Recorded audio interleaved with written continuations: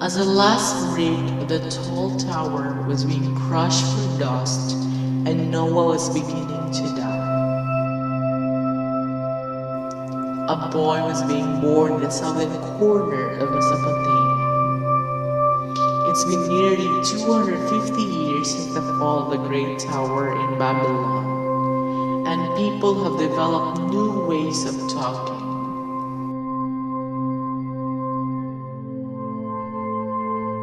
Dark ways,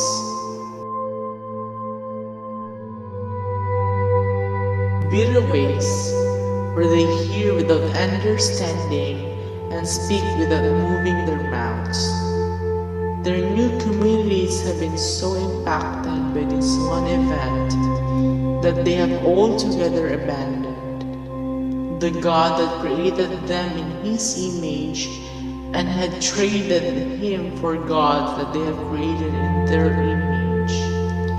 They now worship small pieces of stone and wood that have ears but do not hear, and mouths but cannot speak.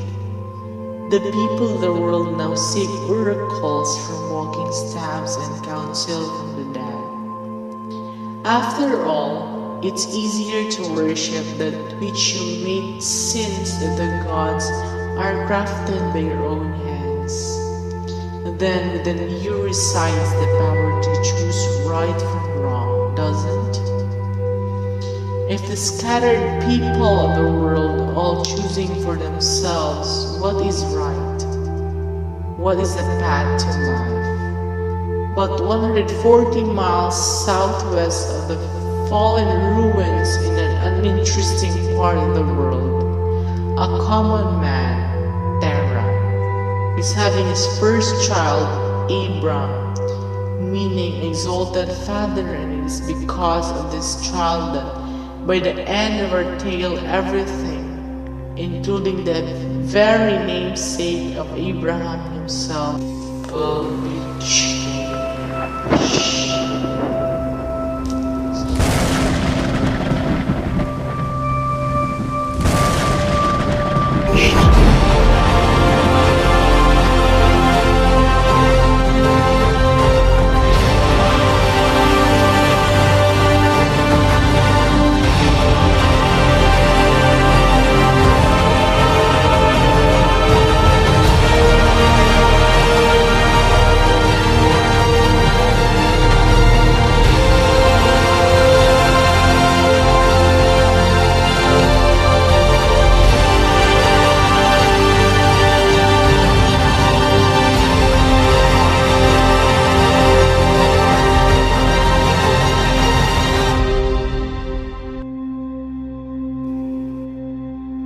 Many years pass after Abram's birth as the beginning of our tale unfolds, and Abram's father Terah makes a daring move in the early years of human civilization, as he attempts to move his family from the town of Ur in the land of the Chaldeans to Canaan. But he ends up stopping and pitching his tent in Haran. But while in Haran, Abram is called to fulfill all that which his father was unable. The Lord said to Abram, "Go from your land, go from your relatives, go from your father's house to the land that I will show you. I will make your name into a great nation. I will bless you. I will make your name great, and you will be a blessing."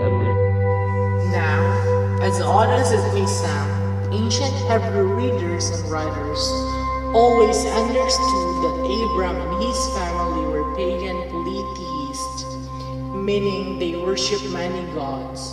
Because of that, however, as the curse of Cain is undone in the man of Abram here, we see that this story will powerfully put on display one incredible attribute of God's character time and time again. Namely, His mercy withholding the punishment that humanity deserves. And it is through this very mercy that we will see the power of God unleashed to humanity. But here it is, God's mercy that presents Abram with a choice to exalt the God that has just revealed himself to Abram, or to weigh his commands against the power of other gods. You see, Abram is met with two paths, a tree of life or a tree of choosing right from wrong for himself. And so, Abram went as the Lord had told him, and Lot went with him. Abram was 75 years old when he left Haran. He took his wife Sarai, his nephew Lot, in all the possessions they had accumulated and the people that they had acquired in Haran. And they set out for the land of Canaan. When they came to the land of Canaan, Abram passed through the land to the side of Shechem at the oak of Morah. The Lord appeared to Abram and said, To your offspring, I will give this land. And so Abram built an altar there to the Lord, who had appeared to him. From there he moved on to the hill country east of Bethel and pitched his tent with Bethel in the west and Ai in the east. He built an altar to the Lord there too, and called on the name of the Lord. And then Abram journeyed with the stages to the Negev. As Abram and his company traveled around the land of which God had called them, they realized that the chaos of the uncreated order has taken over. There's a famine, a severe famine. Abram's journey from here on begins to be peppered with doubt and anxiety. Has he actually given up everything he had known to follow a God he had not known?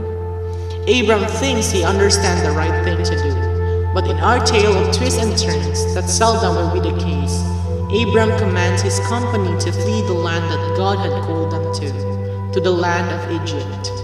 As Abram and his wife Sarai approach the land that they're fleeing to, Abram says to him, Look, I know what a beautiful woman you are. When the Egyptians see you, they will say this is his wife, and they will kill me, but let you live. So please, say you are my sister, so it will go well for me. Because of you, my life will be spared when you are caught. Though to Abram this may seem like the right thing to do, Abram's distrust in the God that has protected them is painfully apparent. And when Pharaoh sees Sarai, he is overcome. The Egyptians see her beauty and they seize her, and since Pharaoh thinks Abram is her brother and would more than like to win his favor, he treats Abram like a king. But God is none too pleased. Not only his Pharaoh acted unjustly in his desire to take whomever he pleases like Lamech, but God is determined to see justice brought forth for his people. He strikes the land of Egypt with a series of severe plagues, and when Pharaoh finds out the truth about Sarai, he becomes terrified of the powerful God that has come up against him. He sends Abram and Sarai away with a multitude of possessions. But now, Abram and his family have another problem. They've become so wealthy that they can all fit in the land. So him and his nephew Lot, they decide that they must separate from each other. Lot takes the plains as far as Zoar in the east, near the cities of Sodom and Gomorrah. Abram, he pitches his tents near the oaks of Mer in Hebron in the west. And now, all would be well, if it weren't for the depravity of human sin in the corruption of power. The War of the Kings. Suddenly, a war of mighty kings is stirred upon the face of the earth like a raging tempest on a mountainside. The key player, Kedorlaomer, king of Elam, he's on a rampage to take over the whole of the land that God had given to the family of Abram. He has recruited by force or by diplomacy 3 kings to aid in his mighty conquest: Amraphel, king of Shinar; Arioch, king of Elasar; Tidal, king of Goyim. But the sitting valley is not so easily conquered. Spurred by the threat of war, the 4 kings are met with 5. Bera, king of Sodom; Bersha, king of Gomorrah; Shinar, king of Arma; Shemeber, king of Zobon; and the unnamed king of Bela. The armies advance in the valley of Siddim, but the 5 kings just can't seem to hold the evil for long. The 4 kings advance into the cities of Sodom and Gomorrah, and that's when it becomes personal. The 4 warring kings bind and capture Abram's nephew Lot. And when Abram hears of this, armed with 318 trained men, the mighty men of Abram's household strike down the 4 warring kings. They pursue them as far as Damascus. Abram nearly single-handedly rescues Lot. His heroic bravery and courage attract the attention of many officials from the area. You see it is in the Sheba Valley where Abram is met by 2 kings. The first king, Melchizedek, as it was written of him somewhere else, the translation of his name, it means King of Righteousness, and also King of Salem. That is to say, the King of Peace. He was without the father or mother or genealogy, having neither beginning of days nor end of life.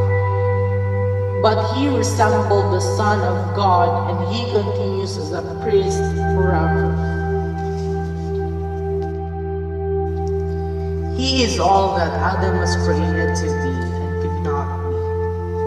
And another king meets Abram the valley behind, meaning the son of Eve.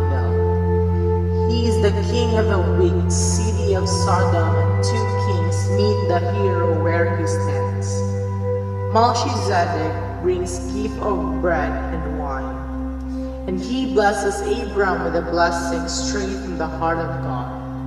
By all accounts, a mere offering of bread and wine would seem weak, but in comparison to the son of evil king of Sodom, that offering is absolutely nothing. The king of Sodom offers Abram nearly everything he possesses, and Abram refuses. He says that he has sworn an oath to his God, Yahweh, God Most High, the God that has strengthened and protected him. Abram says that he promised that God that he would not take anything from the king of Sodom. The son of evil claim he made Abram rich and required a return of blessing. Out of sheer gratitude, Abram humbly gives 1/10 of everything he owns to the house of Melchizedek, priest, king of righteousness and priest. Abram believes that the God of Melchizedek is the true, only, sovereign God, King of creation. Belief turned to righteousness. And his faith in this God is beginning to be a shining light to the nations, as the kings meet him in the Sheba Valley.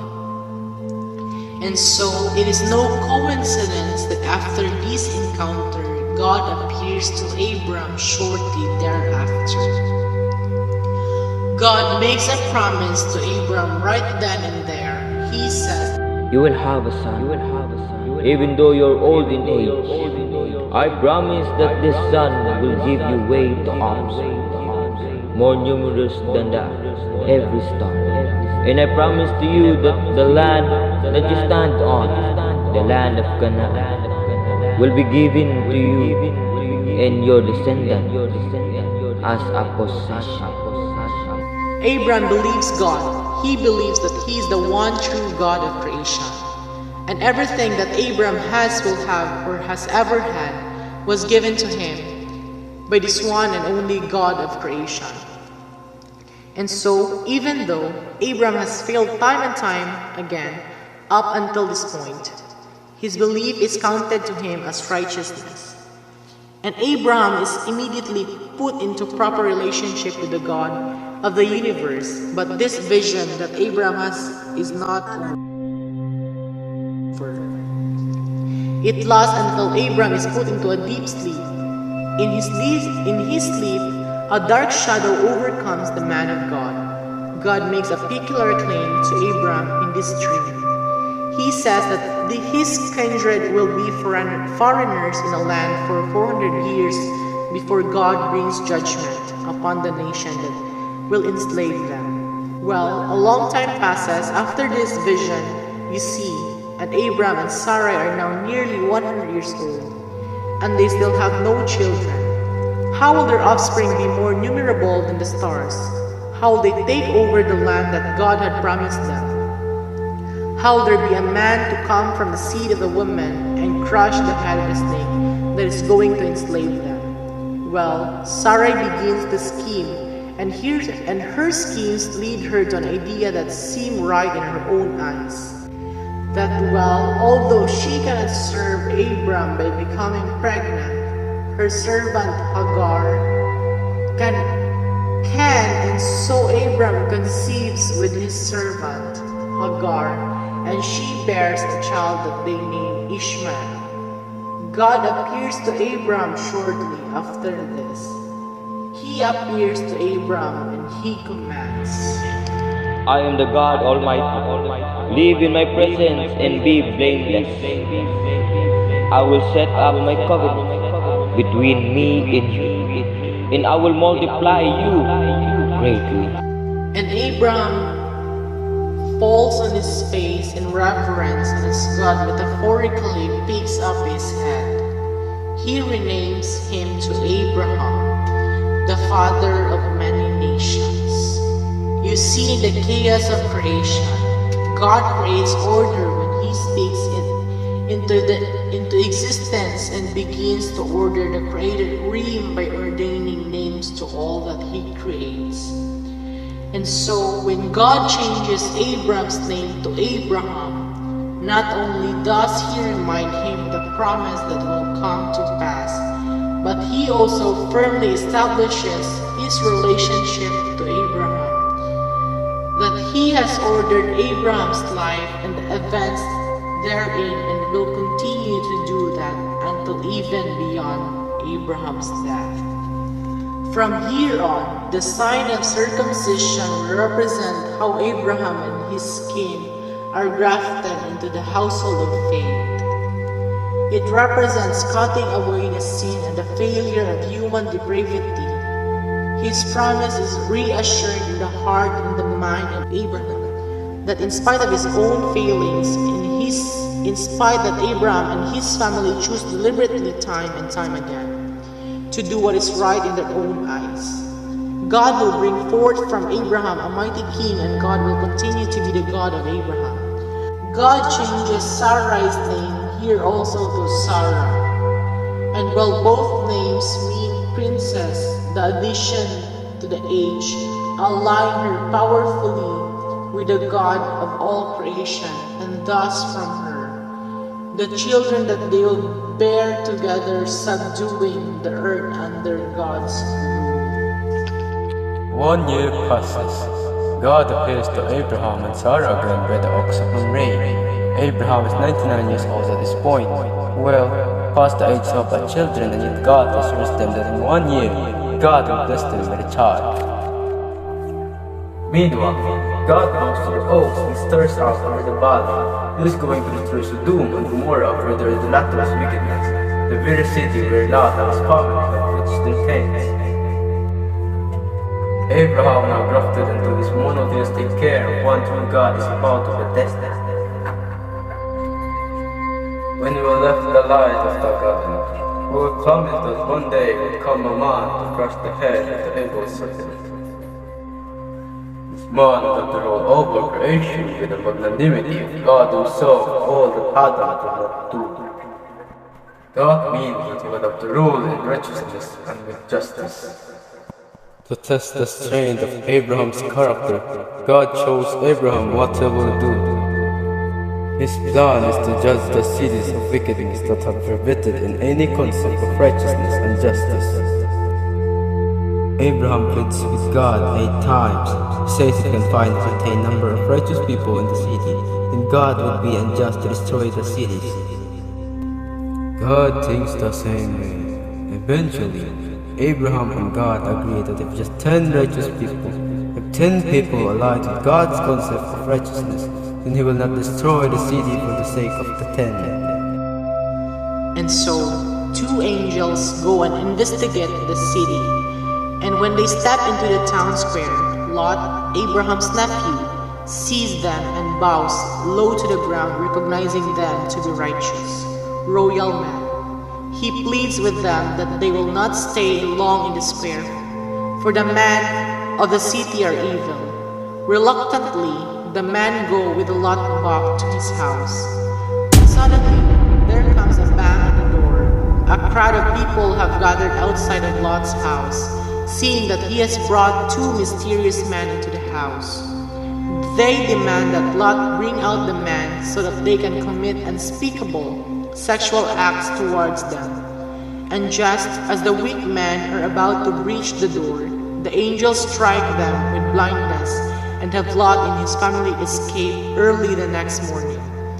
And as the family of Lot is running, a mixture of fire and sulfur pour forth from the sky as the chaos of creation is undone on itself once again. Abraham starts over. When Abraham sees that the city had been destroyed and not 10 righteous people were found, there he decides to move his family to the Negev, a reset button with his new name, a new God, and newfound mercies. They travel back to where they started. But in almost comic series of parallel events, the king of the land, Abimelech, wants to take Sarah as his wife, but God comes to Abimelech in a dream that night and threatens the mighty king for taking another man's wife. When Abimelech pleads his innocence, the identity of Sarah is then revealed to him, and he too becomes terrified of the man that he has taken to be a prophet. In his rash fear, he gives Abraham an immense amount of possessions and makes it own that they are welcome to dwell in the land peacefully all they would like. Isaac is born. It is after this that the Lord visits Sarah, and she conceives and bears a son. They name him Isaac, the seed of the woman.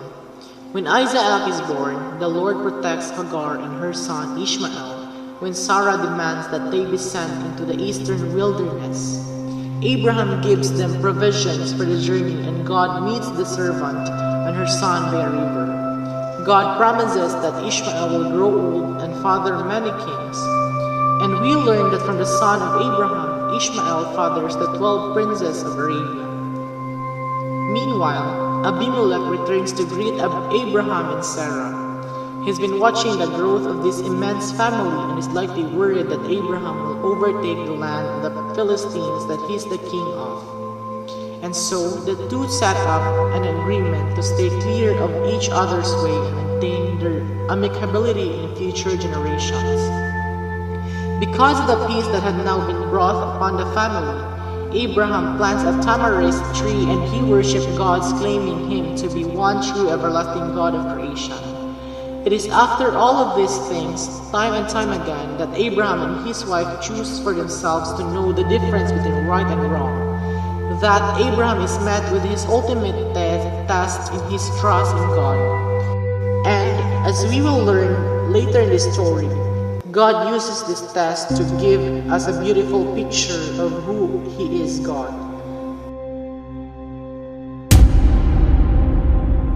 Here I am.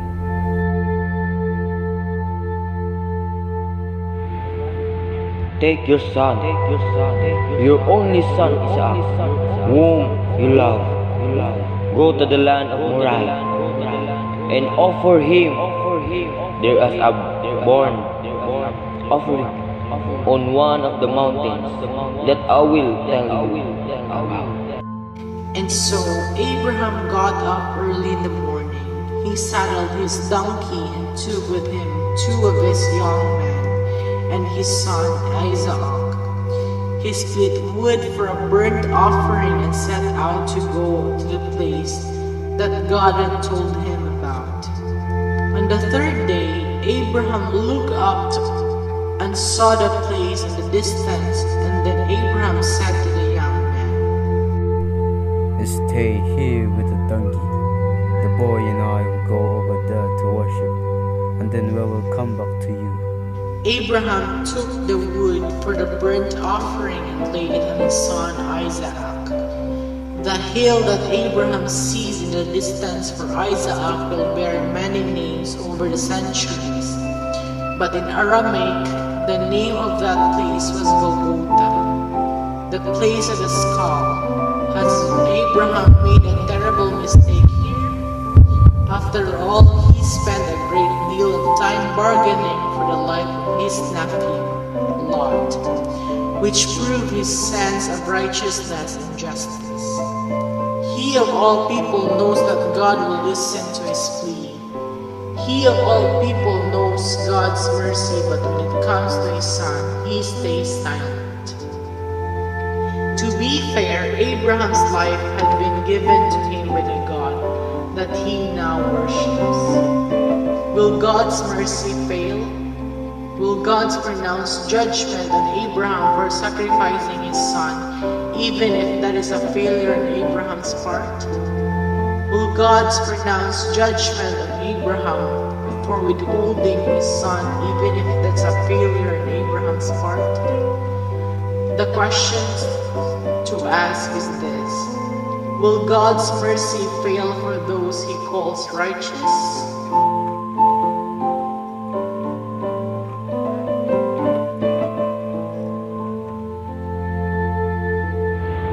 Do not lay your hand on the boy. Don't do anything to him. For now I know that you respect me as a God above all other gods.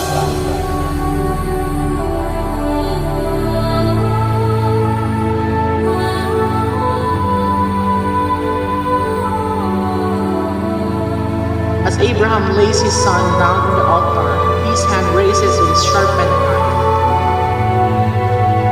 And then he said, Abraham looked up and he saw a ram caught in the thicket of its horns. And so Abraham went and took the ram and offered it as a burnt offering in the place of his son. And Abraham named that place, "The Lord will provide," Jehovah Jireh. So it is said, it will be provided in the Lord's mountain. Abraham considered that God was able even to raise him from the dead, from which, figuratively speaking, he did. Abraham's life had been given to him by the God that he worshipped, his wealth, his son, and perhaps most importantly, a sacrifice. The very sacrifice that proves Abraham's commitment to trust God's authority. The very sacrifice that reveals a profound display of God's faith. God reassures Abraham of the covenant that they had made. And it is here when Sarah dies at the age of 127. When the time of mourning was complete for Abraham, he buys a large choice tomb to bury his wife, and he pays Ephron, a man that he meets 400 pieces of silver for its although effort was willing to give it to him for free. Abram wanted here to be no doubt in their minds that this land was indeed his and his kinsmen. Before Abraham dies, he takes a second wife named Keturah, and together they have many children. At the age of 175, Abraham dies, and he is buried by his two sons, Isaac and Ishmael, come together united under their father, under God, and they bury their father in a cave next to Sarah. These stories may seem strange to us now, but they give us indeed a profound picture of sacrifice and atonement throughout the rest of the biblical. God makes a way to be righteous. You see, when Babel had fallen and the people scattered, the gods that they made spoke to them. They commanded them to commit horrific acts, including the act of sacrificing their own child. So let me be clear. The God of this story is still unlike every other God in thought at the time. We will see his detestation of child sacrifice as we go on. You see, he never intended Abraham to kill his own son that Abraham loved, for God loved him too. And from Isaac will come the very man to crush the head of the snake. And so, we must see in Isaac something of the snake crusher, that for the death that was brought by the serpent to be defeated, the snake crusher must enter through the chaotic waters of the grave and come out on the other side victorious. For now, God says in this story, for now. Aram will do, but for long it cannot. You see, we know that God loves Isaac, because one day God too will send himself as the son whom he loves. The son will know, the son will choose a path of life, or a path from knowing right from wrong, and there will be no wrong that day. Only the God who provides the way of eternal life by himself.